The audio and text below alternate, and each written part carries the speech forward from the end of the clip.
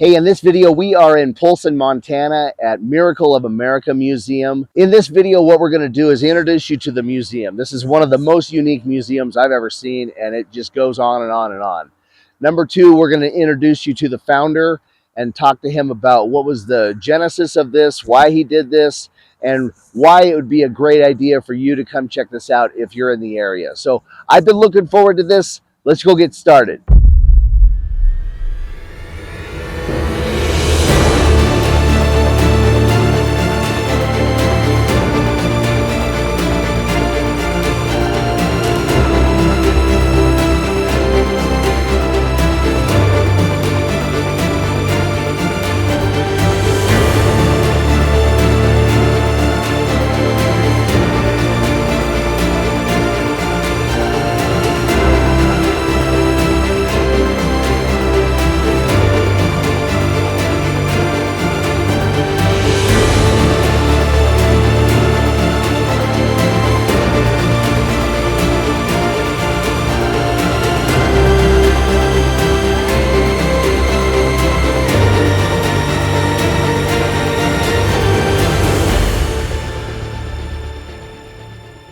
I'm Gil Mangels. I'm the founder of the Miracle of America Museum. This is our 41st year to be in this location. So for someone who's never been here, what makes this museum so special, in your opinion? Our variety, I guess, and some amazing things that you don't normally see. Although sometimes the common things will attract people because they're used to the common things. There are more common people than there are people that had Rolls Royces or Bugatti cars. So that they're like a Model A pickup like we have in front of the service station or something like that. Because they relate to it. They remember what their grandparents had. How did the museum get started, and what inspired you to preserve all of this? Well, when I was 3.5 years old, we were at a picnic down on Skidoo Bay, a Flathead Lake, a short ways away. And I found a little rock on the beach. I didn't know what it was, but I showed it to my mother. She said, "Oh, that's an Indian arrowhead. You need to save that." And I was just attracted to this unique piece. So I've liked unique things, functional art, if you will. A lot of tools back in the old days were made. They were a thing of beauty. They put some design in them, and I just liked it. And then I liked going to other museums when I was a kid. I was just drawn to that uniqueness, I guess. And is there one exhibit or artifact that really captures the spirit of this museum specifically? Well, the spirit of this museum, or the name of the museum, is actually a lot of things relate to it, but the Miracle at Philadelphia. It's interesting that we're taping this the day before the 4th of July, the 205th anniversary of our claiming independence. But next to it, the Declaration of Independence paved the way for the Constitutional Convention, and the Miracle at Philadelphia was the Constitution that came out after 12 years of hammering out and sometimes arguing, but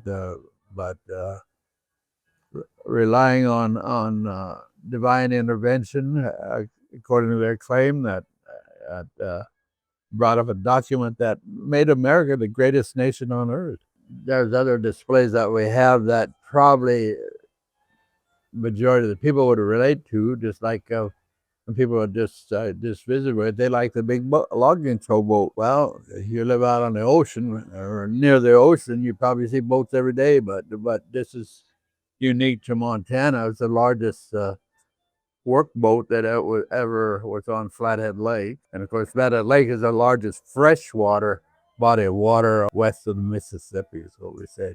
Now, when visitors leave here, what do you hope they remember the most? that's about like trying to name the sands on the seashore. because everyone has something different. But a lot of them like. I've been kind of a serious guy, but I have a sense of humor in my sculptures that I make, and I have several of the sculptures that relate to children's movies like Disney and Pixar has put out, The Iron Giant and Ratatouille, and I have whimsical sculptures that tie in with those themes. We've got the great big bugs that you could even walk underneath.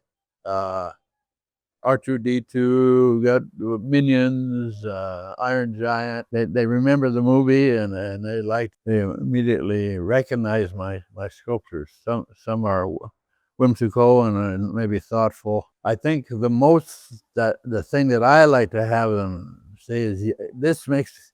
So they say this makes it good to be an American. The variety, the tremendous variety. You know, we've got thousands of items. And people have tried to put a number on it. I can't even remember it myself, even though I've touched every item here. I look at it, I think, wow, I don't think I could have done this for 41 years. But the tremendous varieties speaks well of the free enterprise capitalistic system. A lot of people are, the media is down on capitalism, but you know, the Constitution guaranteed people the right to build, the right to buy, the right to sell, protected the right of commerce. And while some people have abused some of that in the past, but all these inventions, build a better mousetrap and the world will be the path to your door. We even have a mousetrap selection over 100 different ones, some really wild ones, some homemade. So I guess that would be an important thing for them to realize. I see you got this extravagant alien. Well, I always thought I wanted a solid aluminum TV disc. I thought, wow, that looks like part of a UFO. And so I started looking, and they were hard to find. And finally, I found two, and the next thing I found enough to make three complete ones. I made one on the motorized lawnmower chassis, and we've had it in parades, and the other one I built so the kids can get in it and look through the viewports. But we've got our ET, or not ET, but AT. That's ET's cousin. That's another terrestrial. So it made those out of light street light housings. And then the eyes look like speakers on some radios, and so we use a lot of imagination. I've been a metal worker by trade for 55 years, and then somebody brought us an alien that we used in a documentary, a pretty long one, and so we put him in on a military operating table, and I found at a surplus auction of our state mental hospital some leather restraint straps for holding him down, and then some test equipment I've got in there, and the alien autopsy. That gets a lot of laughs. I have a cannibal called Carney, Carne. That's nickname for cannibal. He's guarding the door, and he likes legs. I had a big pot-looking thing, and I put a bunch of mannequin legs in there, so it gets a lot of laughs. Other question I had, I've heard that the majority of everything here runs. Most of the vehicles run, or I've had them in parades, or now I'm a little more limited in my ability since the stroke. I don't get easily into some of the rigs, and so kind of slowed down using them. But I've driven, anywhere you look, I see 6 vehicles from where I'm sitting. I've driven actually 8 vehicles, and I've driven every one of them except the police motorcycle. Okay. And that was donated to us and from a California policeman. And then we have a row of military vehicles down the row, and some of them are from World War II. And every vehicle under there, we've driven in there under its own power. It sometimes takes a lot of work, but we like to get things running. Thank you very much for your time, and you've made it a very impressive museum here. Thank you very much. Okay, thank you for coming. Please spread the word. We're open 9 to 5 daily. Come on and visit and see for yourself. And thank you so much for watching.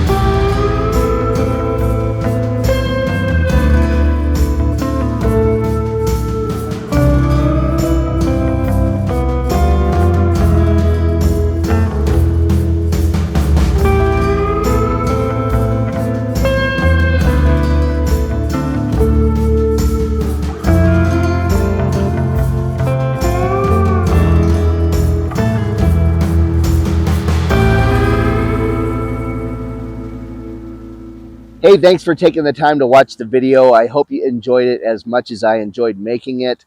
I wanted to thank Gil for taking the time to tell us about the museum and tell us what you're walking into if you're watching this video. If you're in the area, I'd highly recommend you come check this out. Give yourself some time because it is rather large. There's a lot to see here, and I'd highly recommend you come check it out.